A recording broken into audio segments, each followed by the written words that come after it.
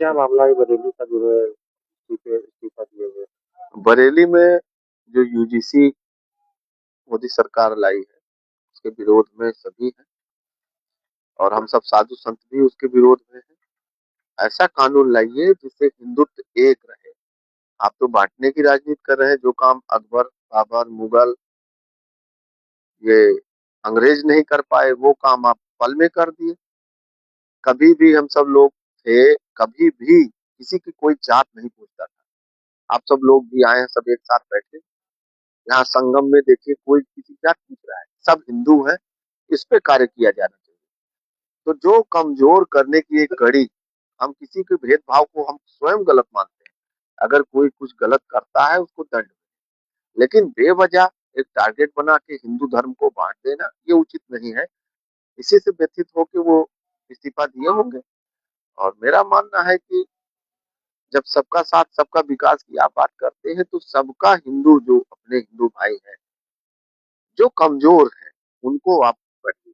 जो एक बार आईएएस बन गया था जिसका बच्चा, उसको दूसरे को दीजिए ना। अभी भी आप देख ले, दलित दलित ही रह गया है। उसको कहीं से कोई उस तरह का सपोर्ट नहीं मिल रहा है। उस पे कार्य करना चाहिए, मजबूती उनको दो ना। कहाँ आपकी सरकार दे पा रही है? इसमें तो राजनीति आप भी करना शुरू कर दिए। ये गलत है। यूजीसी का हम विरोध करते हैं, कहीं कतई हम सब लोग समर्थन नहीं करते। माघ मेला, महाकुंभ माघ मेला लगा हुआ है, क्या कहेंगे किस तरीके से आप मेले का निरीक्षण भी किया, किस तरीके से मेला लग रहा है जहाँ करोड़ों श्रद्धालु स्नान के लिए? देखिए, भारतीय संस्कृति और सनातन धर्म का ये बड़ा एक केंद्र बिंदु है प्रयागराज गुजरात में। और माघ में यहाँ एक बड़ा तप और फल उससे मिलता है। इसी क्रम में यहाँ राष्ट्रीय परशुराम परिषद से भगवान परशुराम यज्ञ 3 जनवरी से अनवरत यहाँ पर हो रहा है। और भगवान परशुराम जी यज्ञ में स्पष्ट रूप से कामना है कि वर्तमान की जो परिस्थिति है उसके लिए एक शांति की कामना है।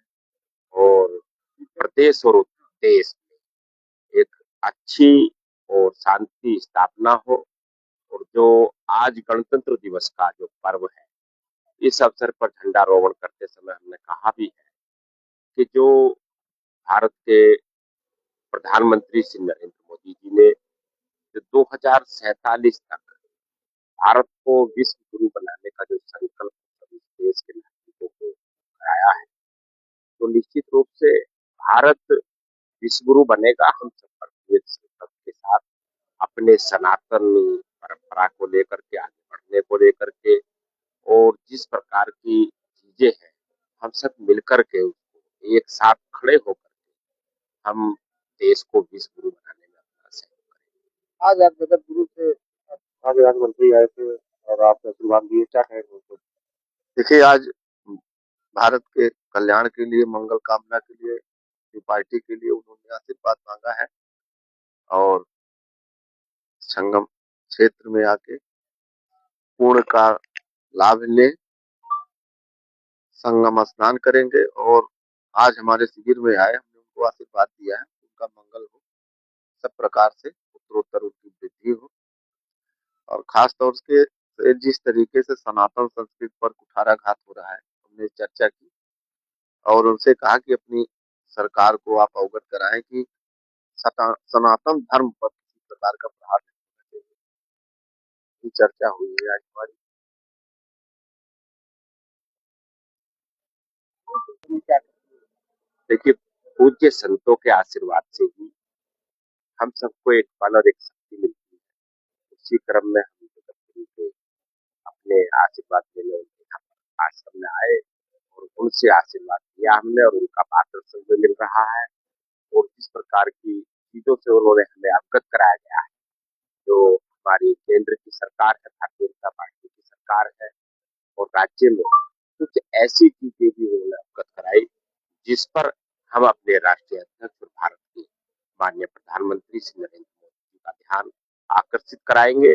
और उस ध्यान को आकर्षित करा करके निश्चित रूप से उस पर क्रियान्वयन कराएंगे। यहाँ जात कई दिनों दिनों से हट की है, उनका सिर्फ कहना है स्नान को लेकर रोका गया, इसका विरोध था और मुख्यमंत्री पर आपत्तिजनक टिप्पणी भी कर रहा है। वो भगवान है और हमारे सनातन हिंदू धर्म में जो भगवान शंकराचार्य है, जो पद्धति है, वो अपने आप में एक विराट है।